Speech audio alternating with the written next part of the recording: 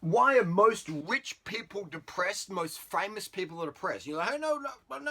How would you know Harley? I know people who fly in private jets that their parents own. That's the level of affluence that I'm exposed to.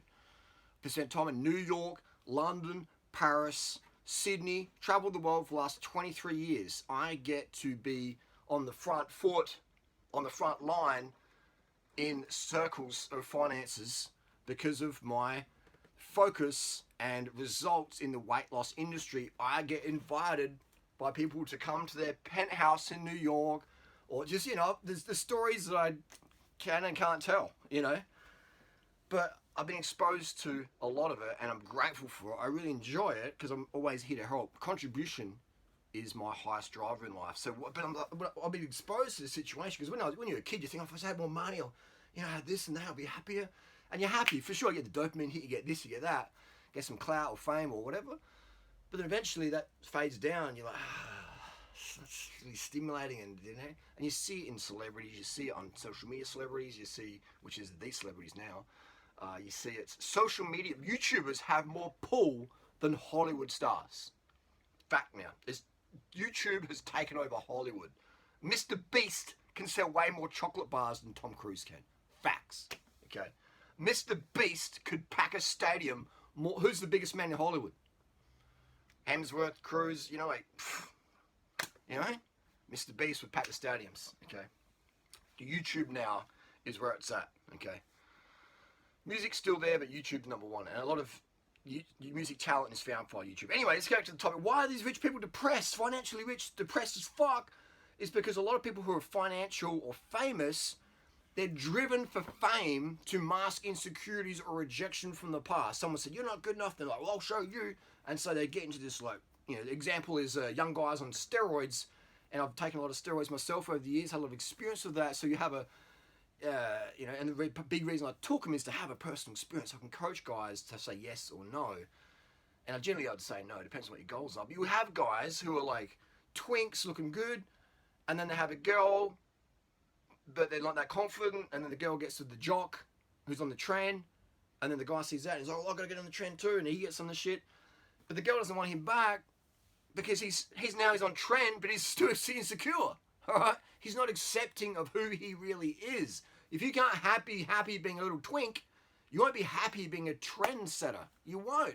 You'll still have that insecurity. That's why so many bros who do steroids, 99.9% of them, they'll take it to the grave. They lie about what they take, how much dosages. They might say, yeah, I did it for a weekend one time. Remember that video Elliot Holst made back in 2012? I did steroids for a weekend back in when I was in college. Well, The Rock did that as well. I did steroids and it didn't work.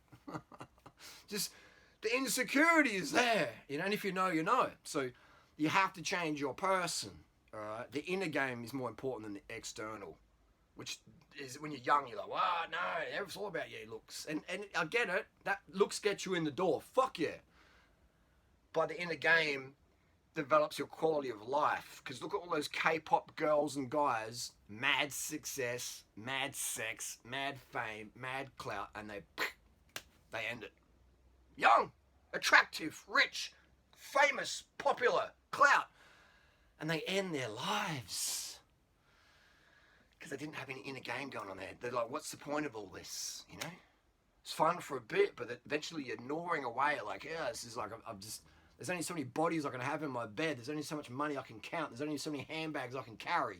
There's only cars I can drive in a day. Like, eventually you're like, you feel dirty, because you didn't have that inner game. Why are you doing? Why do you want the fame? Well, I want to prove them wrong. Okay, eventually you'll get over that. And you carry that insecurity along with you. It hasn't left you. You could be dead, broken, insecure, and you could have 500 mil in the fucking bank and be even more insecure. Okay? Because then you think, well, people only like me because I'm rich now. People don't like me because I'm not rich. And now I've got money, people like, it's just because you didn't change here. No matter where you go, there you are. No matter where we go, there we are. Okay?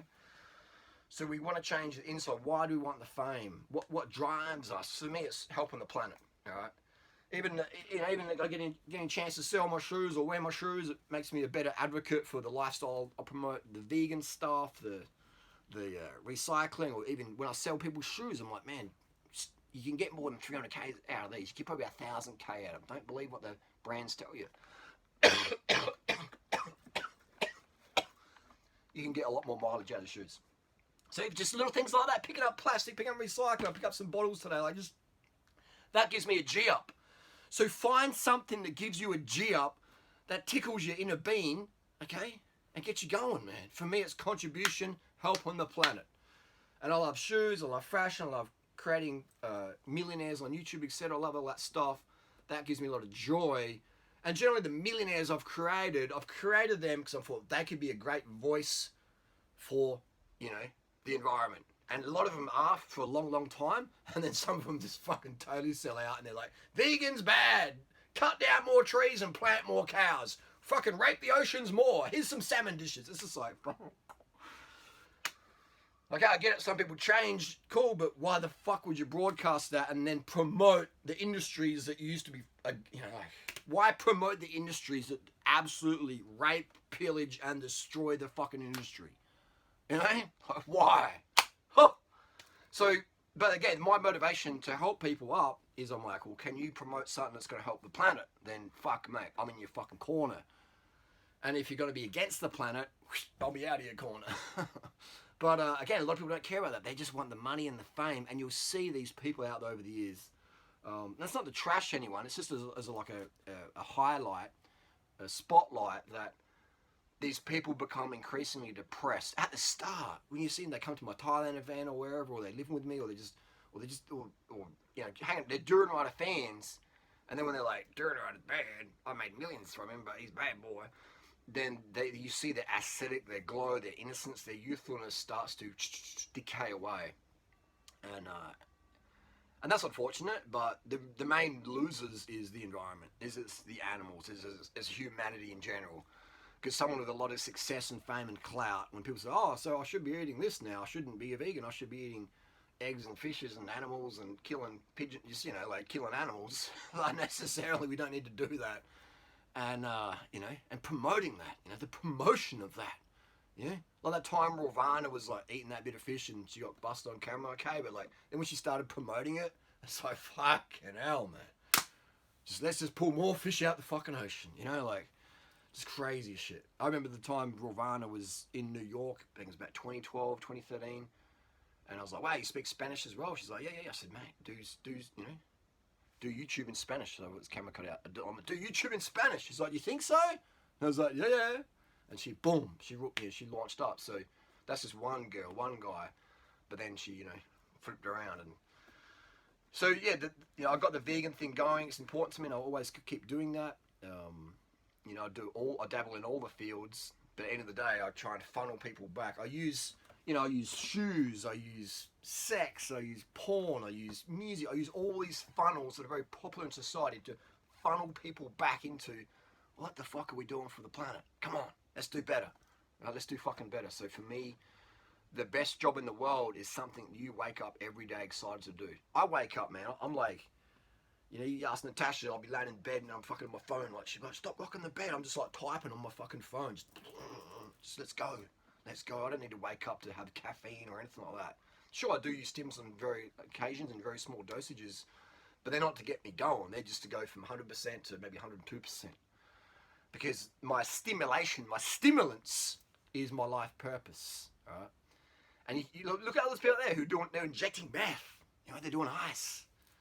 Jesse Pinkman, you know, they're just cranking it, but look what they're doing with their life. Fucking nothing. All right? But they're fucking G'd up on all this shit and they're just cooking themselves. Often people who are doing a little stimulants like that are doing it to mask the trauma that they've been through that's damaged our egos. And so we don't want to feel that and just process it and go, yeah, okay, I had fucked up parents, I had fucked up boyfriend, fucked up girlfriend. Meh, move on. Forgive, forget, let's go. Not forget, but like, forgive and mostly forget. But don't try and repeat the same mistake and just let's go forward. Let's just live and let live. But no, we can't do that. I feel someone did something wrong to me, so I need some fucking drugs to numb that. And then life just gets worse. The more drugs you take, the worse your life quality gets. So that's why I highly recommend, especially for young people, no caffeine, no Xanax, no weed, nothing, nada. All right, you can experiment with those things, try them here and there, maybe, but not weekly, not monthly. Flip them out. Flip them out. Even things like modafinil, which you've heard me talk about in a positive light, microdose a few times a week for some people can be really cool, but for a lot of people they can start abusing it and then not sleep properly and then cascade downwards. So I don't have any instincts in my body right now, just for the record. So, but yeah, I'd say modafinil probably the safest, but for most people, I'd still recommend they don't do it. Okay. Because you can take that stuff and then you start to abuse it, and you don't fucking sleep properly, you don't eat enough carbs, you don't get enough water, and then you're fucking back to square one. Actually, not back to square one, you're behind square one, okay? So that's why I recommend at least many, many years of being sober. I really, really think that, you know, because it just helps. Like, I did that. I went through a full phase. I wouldn't even touch caffeine. I wouldn't touch any cacao, no chocolate. I was like full on fucking sober. And that was great because I got to really learn about my sober self. So when I started peppering my lifestyle with PEDs and stuff, it was okay because I'm like, hey, I like who I am as a sober person. But when I take these other things to trend, test, modafinil, etc., a little bit, you know, then I can handle that. Okay, it doesn't make me too beyond myself. I enjoy myself because I've spent so much time being myself, knowing myself. Being out in nature, riding my bike across Australia with no drugs in my system whatsoever. Doing things like that. Riding for 24 hours straight with no drugs in the system, you know. Just using mental games to power on. Positive mental games, gratitude to power on. That just changes you as a person. I think every young man should definitely do that out there. And we're young women as well. But we see today, we see all these drugs pushed on kids. Xanax, man. Xanax and the benzos and the SSRIs just pushed on kids. In my day, we called it worry. Now they call it anxiety, and you need to take a medication for it. I'll get you a script. Take that. Try that. Oh, you got weight gain. Your dick doesn't work. We'll give you something else. Follow the money. And you look at the doctors. Most doctors are fat, sick, and unfit. Most doctors are fat, sick, unfit, and depressed. Most doctors don't want to be a doctor. They're doing it for the money and the clout. So remember that. I mean, we need doctors. You have an accident, you break your leg, then we need, doctor fixes you up. But for the most part, going to a doctor, I don't know. I mean, yes, no, you read between the lines. It's your thoughts, it's your responsibility to go, well, I'm going to bed past 9 p.m. every night. Maybe that's got something to do why I feel fucking no motivation tomorrow. I drink too much coffee. Maybe that's why I'm excess anxiety, because I have excess cortisol in my system. I think sugar's bad, so now my cortisol's high and I'm depressed. Maybe sugar's not so bad because they built the Great Wall of China on sugar and rice, and all the world's happiest people, happiest cultures, smash the sugar in. All right? Xanax and Prozac and all that shit, they're new drugs. Right? We didn't have those back in the day. All the Aztecs and the fucking Indians and the Asians and Africans dancing around having fun with sugar and carbs. We didn't have all this fucking nonsense going on. But we have industries now. We have Veblen goods. There's people out there who want to have a Bugatti and a house in the Hamptons and many big houses and just floss and a gold chains like fucking that fat. And so that creates this excess greed where we will bullshit each other to get cash, a cash grab, so we can buy this material shit to flex our insecurities, to mask our insecurities, okay? We'll step on each other to get material access and clout to mask our insecurities, to show people we don't even really like, or we used to like, hey, look at me now, I'm better than you. And then we have society, a sophisticated society. So if you step out of that and go, what's important to me? What drives me? How much money do I really need to live? You know what I mean? Some of my best years of my life was when I was dead broke, homeless, living on welfare, eating out of bins, picking fruit from trees, sleeping on the bare earth. Okay? Some of the best years of my life, best sleeps of my life. Just alone in the woods, reading Henry Thoreau, shit like that. Reading Tolstoy and Shaw and just, going to the libraries and spending all day, just reading stuff. It was like fucking incredible. So, and then on the flip side, making so much money, I never have to worry about money ever again in my life. Ever. All right? Waking up every single day now, just doing what the fuck I want to do. and that is going to be shoes, helping people, you know, creating content online for various platforms, OF, YouTube, Insta, Facey, Twitter, blah, blah, blah. Helping other people do the same. Helping other people find their purpose. You have to spend time alone. You know, get on your bike or go for a walk to the park. Maybe you got kids, then chuck them in a cage.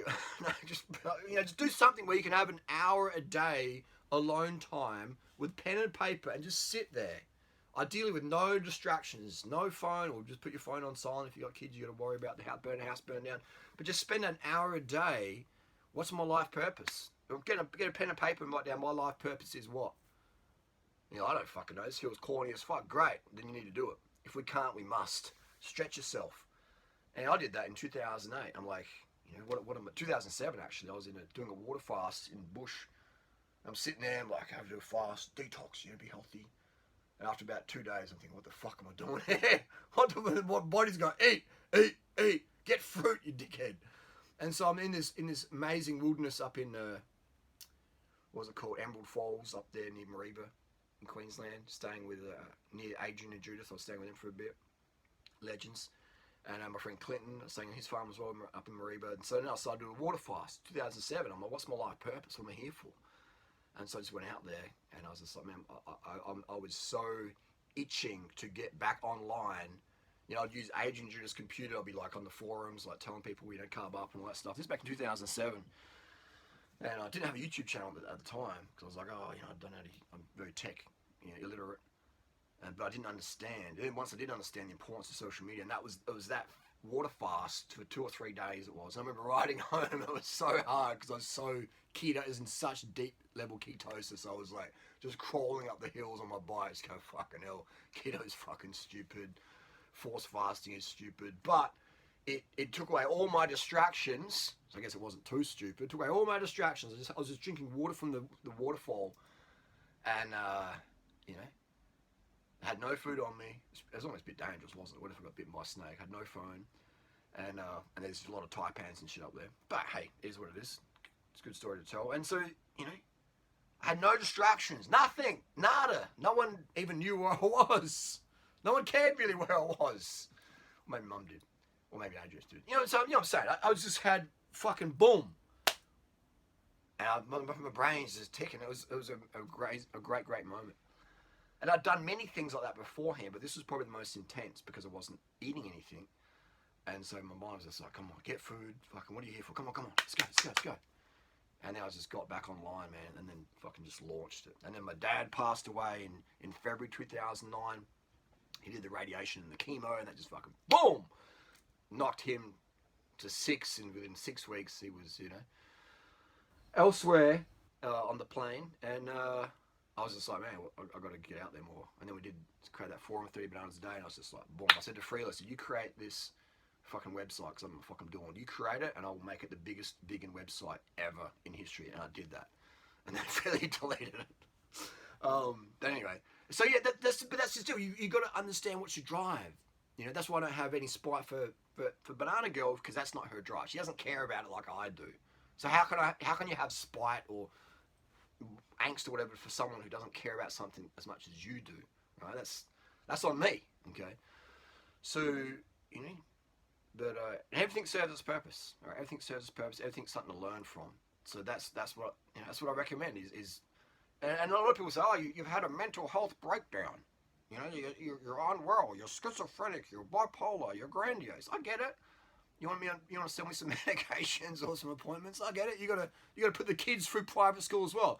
Facts are, some of the most depressed, drug addicted people I've ever met are psychologists and psychiatrists, and all their kids are. Okay, if you know a psychiatrist, a doctor, surgeon, a lawyer, an accountant, or any sort of, you know, high status, high pressure jobs, their kids are generally really fucking depressed. Okay. Because there's a lot of pressure in the house to perform, and kids generally don't like pressure, especially girls. So, you know, it breeds more things. So when someone gives you a diagnosis, you got to be very careful of how much weight you put on that. And that's why I recommend do no drugs. Be fucking sober. All right, focus on your fitness. not so much your health. Because when you focus on fitness, you start to focus on health, but the right way. If you focus on health, it's very easy to go into orthorexia land.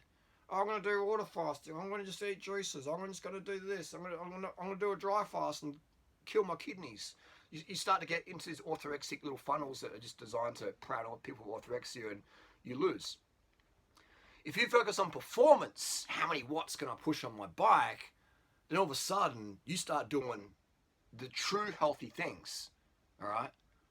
But if you focus just on health, which I used to tell people to focus on health, and I was wrong, and I learned that, then you start to go into this fucking bad habits. But when you focus on performance, man, fuck, you can fuck better. And if you're a guy, that's like, very, very important. Women want guys who can fuck proper, all right? And they'll always think about you'll always be welcome in a woman's bed if you can fuck her better than any other guy has in the moment, etc. Okay, so performance as a guy, boom, teach you how to fuck because you focus on performance. It makes you a better coach. It makes you a more dependable person because you become performance driven. And you go, well, I go to bed earlier, I can perform better. And I eat more carbs, I can perform better. If I have enough water, I can perform better. If I get dehydrated, my performance is shit and my health goes down. If your performance is going down, your health's going down, okay? So focus on health and performance. We're sort of digressing a bit from the original basis of the video, as we do here. No script, just free flow from the heart. But just, again, find what you love to do in life, right? And people will say, oh, you're having a mental health crisis, you're having a breakdown. And that's because that's often what it takes for people to have a change in life, a little crisis, okay? So the mental breakdown happens often at the same time. People say, no, I can't do this anymore. I'm fucking doing this, okay? And they get more issues because the family's like, what are you doing? I paid for your university. You fucking go there. I sent you from India to Adelaide or Sydney. You got to do your uni course. You got to become a doctor for the family. I'm a doctor. Your mum's a doctor. You got to become something. And or a lawyer or whatever, you know?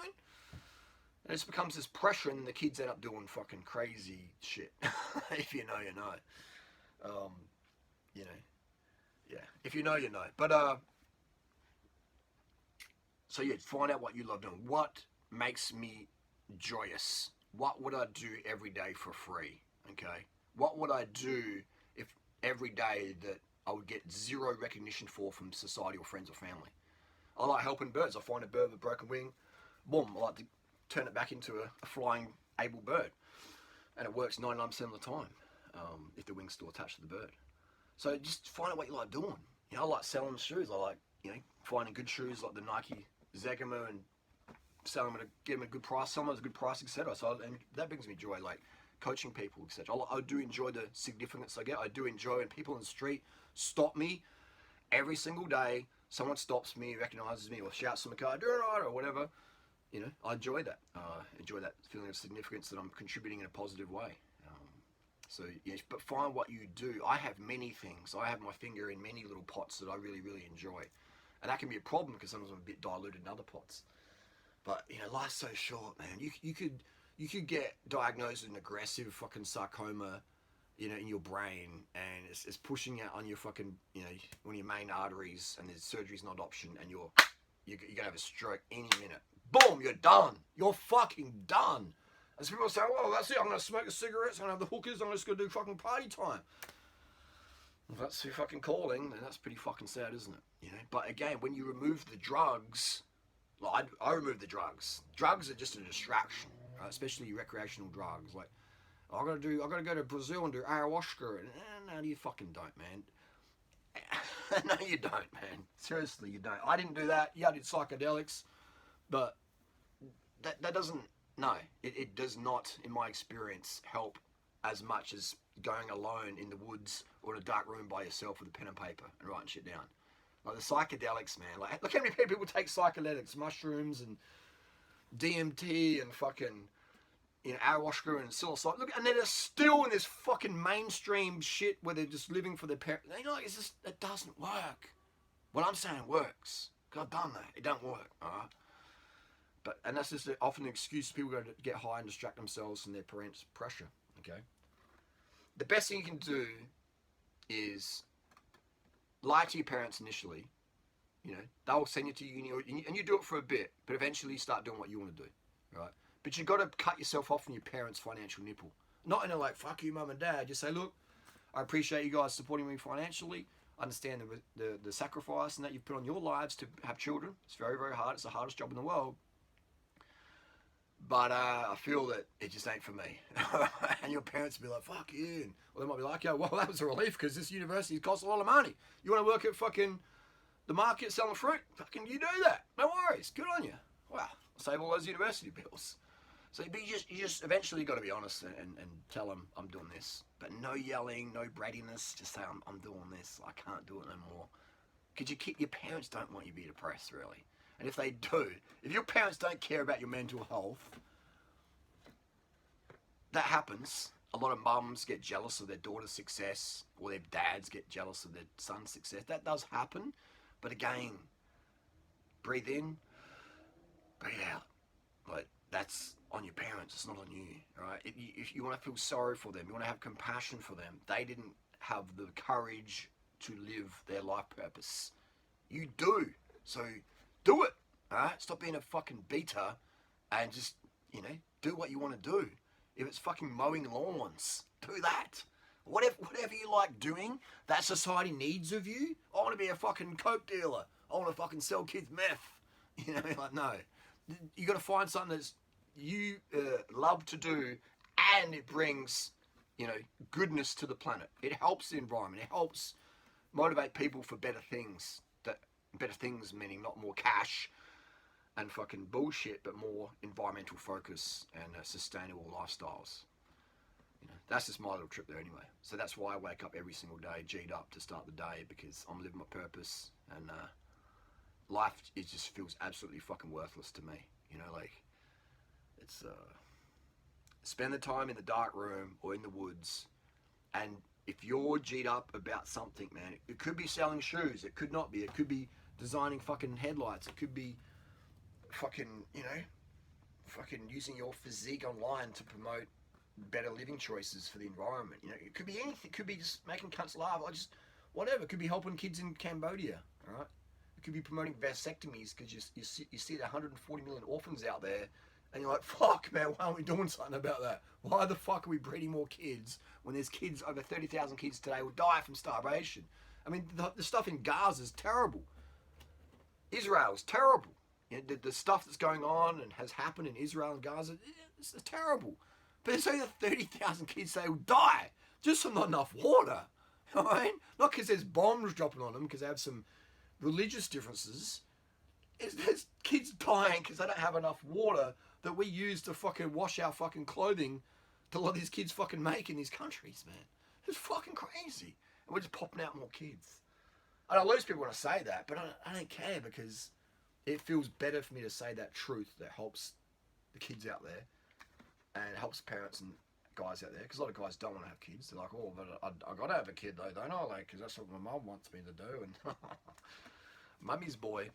And it's good. It's okay to be a mummy's boy when you're under 18. That's totally fine. Mum makes your food, she does your washing, she gives you some pocket money. That's okay. You're allowed to be mummy's boy. But once you turn 18, ideally sooner, start being a man, all right, and just start making your own ways and be able to provide for the environment, all right. And people, someone said the other day, oh, you're not a real man, you don't have a family. When you create kids, you're a real man. I'm just like, bro, when you create kids today, when you biologically create kids today, other kids literally die because of that. Because you could put that time and effort and resources and water and food in the kids who are already here today who are starving to death. Alright, so that for me, being a man is getting a vasectomy. The things always change. Like if I sold mini discs today and DVDs, I wouldn't make any money. Right? No one wants that shit. But 20 years ago, 30 years ago, mini discs and DVDs, man, there were shops all around us, wasn't there? There was like Blockbuster Video and Virgin Records selling people CDs and DVDs and stuff. Now, you're going to go fucking bankrupt doing that. Things change. So back in the day, when the human population was very small, I get it. But now, when we have over 30,000 kids today dying from starvation, having a vasectomy is the masculine, logical, rational choice. And you can disagree with me, but you're still going to be wrong. And you see I've gone off on tangent again? because that's my purpose here. When I go on camera, I want to help give you the best advice. So my purpose is to help people live the best life ever, and at the same time we save the animals and the planet. So the best life quality I would observe is when our life purpose is aligned with helping the planet. Okay? Could be promoting cycling, promoting vasectomies, promoting a vegan lifestyle, dumpster diving, just whatever G's you up. But you have to dabble, and you got to immerse yourself into things to find out what clicks with you. And you will get massive social ridicule. Massive social ridicule. But where are all those people 16 years ago when I started doing YouTube who used to comment, who are you? You didn't study nutritional medicine? Who the fuck are you? Where are those people today go, wow, Harley, you've had over 400 million views.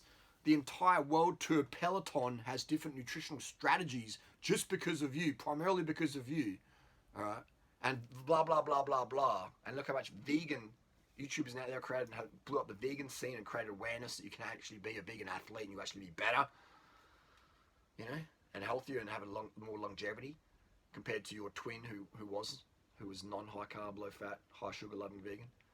Yeah, so it's just you know, it carries on. So you'll get massive social disapproval. All right, that's part of the fun. Use that as your caffeine. You know, use that as your caffeine. I remember doing a bike race in 2001 down at the range here. It was like I was in B grade, and there was the Wheeler brothers, and I had a hill climb in both stages, and you know, was going right up the hill on that day. So, but I remember before I was doing well on the hill, it was fucking raining. It was cold as fuck. I even had arm warmers on. That's how cold it was, and I remember saying, what the fuck am I doing? This is raining. It's like, this is pointless. I'm just here for Harley Johnstone. And then some little voice in my head, I actually remember this segment of the road. Again, people say, oh, this is a mental crisis, you know, whatever you want to call it. It changed my life for good. I remember thinking to myself, watching some pigeons out here on the balcony. So some of these pigeons had broken wings 2 months ago, and now they're coming back. There's a blind pigeon out there as well, got one eye.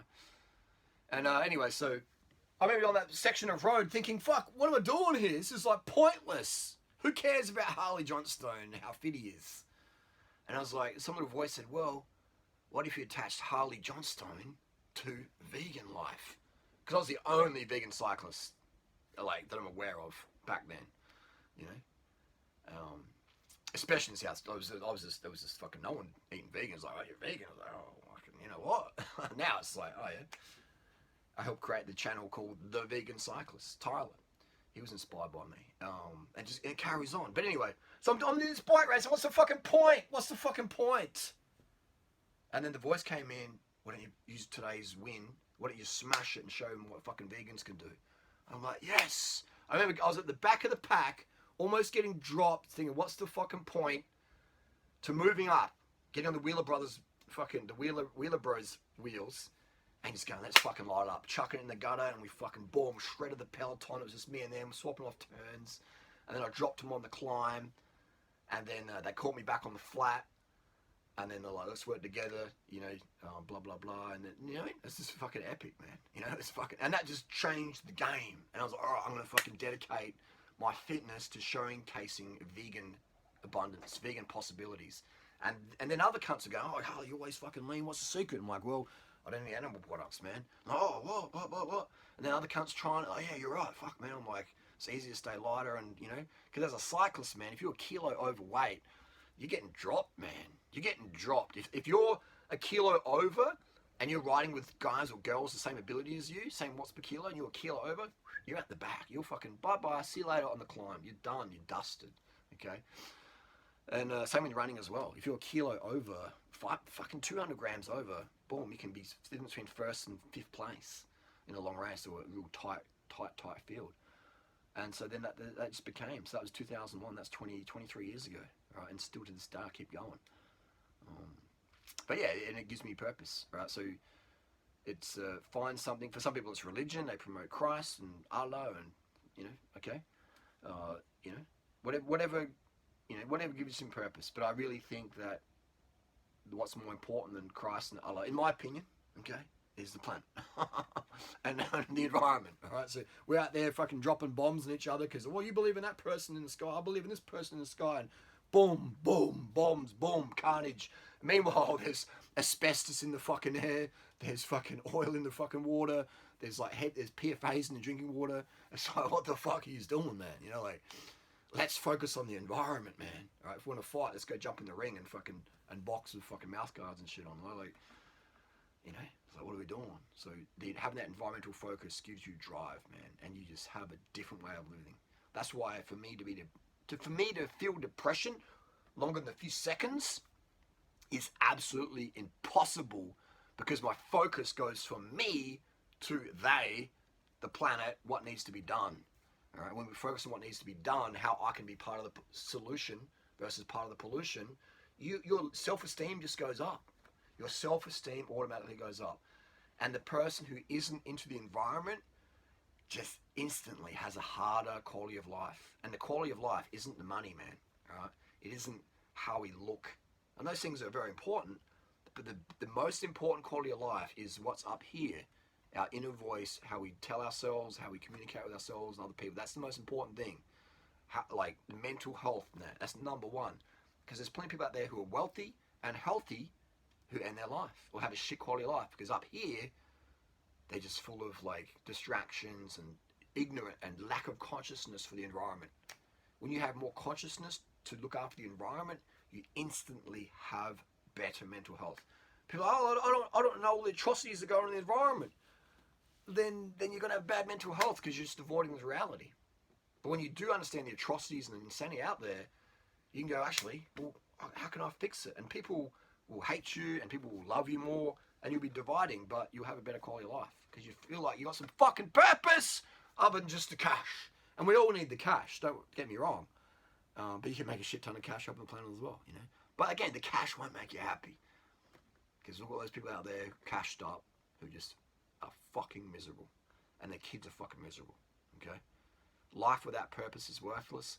Invest that an hour a day until you find what your purpose is. And it can shift as well, you know, it can shift. It can shift, but for me it hasn't shifted. How I deliver it has shifted. I've tried to become a better activist and better, you know, covert activist as well. People meet me through shoes. Like I'm inspired by the Christians and the Allahs, it's just all the people, the religious people out there who will use something to spread their gospel. You know, I use this to spread my gospel for the Mother Nature, and Mother Nature doesn't give a fuck about me. You know, I go swimming with crocodiles, boom, done. I understand that. I get that. That's the feminine. The feminine doesn't care about you. The feminine cares what can you provide, how do you make me feel, and hey, one day I might just gobble you up like a crocodile. It's part of being a man. It's like the male spider just gets wrapped up by the black widow and eaten. But anyway, that's just the deal.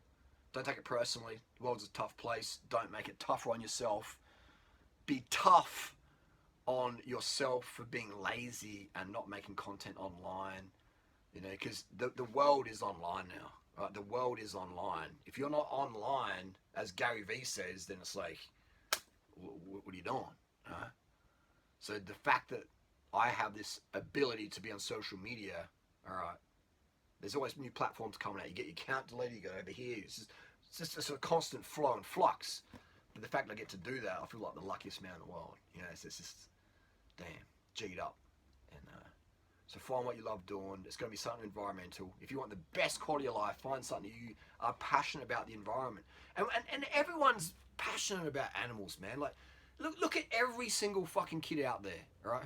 Even the kids who had parents who smoked cigarettes, drunk alcohol, drank red wine at dinner, or did fucking fentanyl and crack. Even those kids, all right, from the druggy parents, the lawyers, the barristers, the fucking street work, whatever, all right.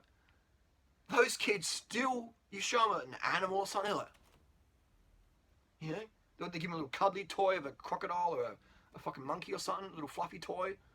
You know, they're astounded by it, man. We're us humans. We're like, you know, and we have this brain that is amazing and also very bad. Can be a work against us or for us. So use your brain as this fucking supercomputer. Use it for you, man. Why use your fucking brain to fuck yourself up? It's like, life's too short to suffer. You have positive thoughts, and your brain is a supercomputer that's not designed to make you happy. It's designed to keep you alive. Thanks, Tony Robbins. Your brain isn't here to keep you happy. It's here to keep you alive. Your brain is hardwired for anxiety. Okay? Anxiety meaning worry. Is this floor safe? Is that tiger getting too close? Is this water battery acid? Is this person safe? Right? Anxiety is fucking good. Right? Now, if you're using caffeine or avoiding sugar, then your cortisol will be up. And cortisol is the hormone that drives anxiety. Okay? So zero cortisol's not what we want, because then you just won't care and you'll just walk off a fucking cliff. And you'll be in the forest going, I'm walking out, well, it looks great. Wow, the air looks pretty close. Keep me walking. Oh my God, I'm falling at 2,000 feet. Oh my God, boom! Because I didn't have any anxiety left. So you want to have anxiety. And you can control anxiety and mediate it by avoiding caffeine and always having sufficient sugar, and going to bed 8, 9 p.m. makes a big difference in your ability to control your anxiety. So your brain isn't here to keep you happy. It's here to keep you alive. So when anxiety comes in, process it. And if you find the anxiety is just uncontrollable, you're just like, oh my God, have some sugar. Lay down, just close your eyes a bit. There's some breathing, but you got to have your sugar. You got to have your water. Maybe relax your tie a bit, but you got to have sugar. You got to have water. Have a little nap. Bring your cortisol down, and your anxiety's gonna come down. Don't fucking pop a pill. Use your body's natural desires to sleep, water, sugar to help you control and mediate your anxiety, and you'll be a much more focused and controllable person. Controllable as in self-controlled person. You know, so your brain's not here to keep you alive. Your brain's not here to keep you happy. It's here to keep you alive. So remember that, okay? Remember that. And you can control your brain. The only thing you own is your thoughts and emotions, and as JD said today, your hormones. That's a good one as well. That's true as well. You can control your hormones, being cortisol, testosterone, adrenaline, estrogen. You can mediate those things. You can have an endogenous, internal control of these hormones by carbs and sleep and water and sugar and good things like that. And you can have an exogenous boost of cortisol by taking caffeine and spiraling anxiety out of control, or using alcohol to lower your testosterone and affect your brain capacity. You know, or you can take exogenous hormones like tren and test and PEDs and stuff like that, which can have a very positive impact, but also if too much can make it quite negative. So yeah, you control that. You have your thoughts and emotions and hormones. That's all you control. Everything else is that's just life, isn't it? So focus on that, and yeah, spend the time in the dark room or outside. Watch My Life Purpose, and just do that.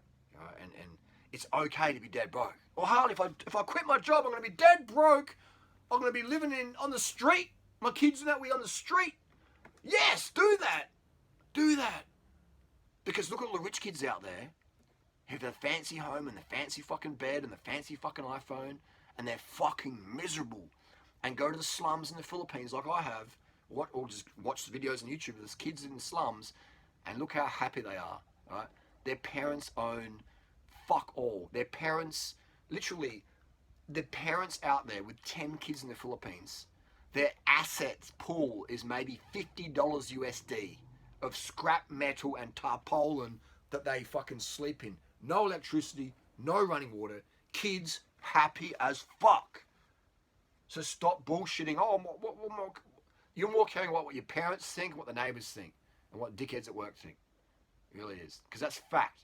The more money you have, the more chance your kids are fucked up, and the less money you have, and the more you closely live a slum life in the Philippines, the more chance your kids are going to be happy and grateful for the basics. I saw a kid the other day. I was in a store, and I saw the kid. It was like, it had these shoes that Natasha wears, and the kid's maybe like, I don't know, 8 or 10, and the kid's carrying like a fucking new iPhone, and she had like this like white fox top on. I was like, it's like a you know, mini. It's just, I'm like, and this kid's like dressed like a 20-year-old, and she's like 8 or 10. I'm just like, oh, she's got a phone, so she's been influenced by TikTok and shit. What do you want for birthday? I want white fox. That's what the screen says. I want white fox, and I want Adidas. I want Sambas. Oh no, I want gazelles, because this girl's wearing gazelle. I want not Sambas, gazelles. Actually, no, I want 9060s now. Sambas aren't in. I wear 96s now. The screen says, you know. So it's just like the kids, you know what I mean? And so I compared this little kid to the slum kids I've met, the 8-year-old, 10-year-old slum kids, and this kid is just like, oh, the mum's like, what about these shoes? And the kid's, TikTok said, it's like, this kid's fucked, you know? It's unfortunate, but and the parents doing their best job ever. They're thinking, well, my kid wants these shoes. I got to get them for him. I got to have a presentable kid, and my kid goes to this private school and shit. And I guarantee, man. Unfortunately, I hope I'm wrong, but I guarantee this kid will have an eating disorder by 12 or 13, if not already. If not already, because she'll be on TikTok. This 8-year-old, 10-year-old kids watching the teenagers or the 20-something girls on TikTok. I don't eat carbohydrates. This is what I eat as a model. I weigh my food. I weigh my scales. You know? And boom. And then the kid's like, well, I'm doing that. Then the kid starts avoiding sugar, gets more fucking depressed, starts eating more fat, starts gaining fat, restricts even more. And then boom, here we go. Locked in. Xanax. Fucking cars. Bullshit. Bumble. Tinder. Fuckboys. Depression. Therapists. Boom, boom, boom, boom, boom. Money. Lock this kid into the industries of fucking insanity. And you have the slum kids over here who would never, ever hold a fucking iPhone in their hand unless it was one they found off the road that had been ran over and scratched and smashed, and they're going to recycle it for 10 cents at the local depot. All right? And these kids, you give them a fucking tennis ball. Literally, you give these kids a fucking tennis ball that you wash the dog shit off it, you find it in the sewer, you wash the shit off it, dry it out so it doesn't smell too bad. You give the kids that tennis ball, they're like, yeah, man! And they're like doing handball against the wall, get some chalk out, draw up some fucking squares, handball. Show them how to play handball. These kids are fucking playing handball. And they're just living on rice and sugar and shit they get from the bin. And they're high-fiving them, and they're like, ah! And they're just manic with pure innocence and joy. And the parents' assets are $50 to $100. So stop with the cap. Stop with the bullshit. Well, I need to provide for my family. I mean, if you think you do, then you do, but you're getting fucked up, man. Because I'm talking to your kids, you know. Your teenage sons and daughters are coming to me, or your young adult sons are coming to me with their problems. I know what's going on, you know. And I'm not pointing the finger at anyone. I'm just saying you got sucked into an industry, but look how unhealthy the kids are today. Like the level of drugs kids are doing today, back versus my day. I thought I was fucking reckless, man. You know, you got like straight girls doing fucking gangbangs and fucking shooting up meth and doing coke and shit. It's like that wasn't happening back in my day. Like there was 1 or 2 girls doing that, but they were like off the rails. But these, you got, you know, girls. It's crazy, man. It's crazy. You know, girls just popping Plan B pills like fucking niacin pills, man. Oh, I got a Plan B, no worries. You know, like a fucking niacin pill. I was like, what the fuck? You're shutting down your HPA axis for a bumble fuckboy? Like, it's not a niacin pill, babe. You know, or you got guys fucking just taking Tren and shit when they're 18, and it's like shutting down their fucking HPG axis for fucking eons, just because they want to like look like a certain. It's just like fuck, man. So there's and I laugh not as in like suckers. I laugh in like in sadness and frustration. Is like, you know, people just getting misled, man. Getting absolutely misled. These influencers out there need to be held accountable, but there's no one holding them accountable, man. There's no one holding these influencers, these fake natties, and these chicks with like rampant bad messages of eating disorders, like eat less, move more, fast for 2 days a week, like Michael Mosley said. Even the BBC are promoting this shit, man. Fuck, it's crazy, man. It's crazy. The industries are out for your kids, and they're out for you. They're out for all of us. And it's just a fucking shit show out there. Anyway, that's just the deal. Be part of the solution versus part of the pollution. Get a vasectomy, cut the fuck up, and go vegan. Just do it.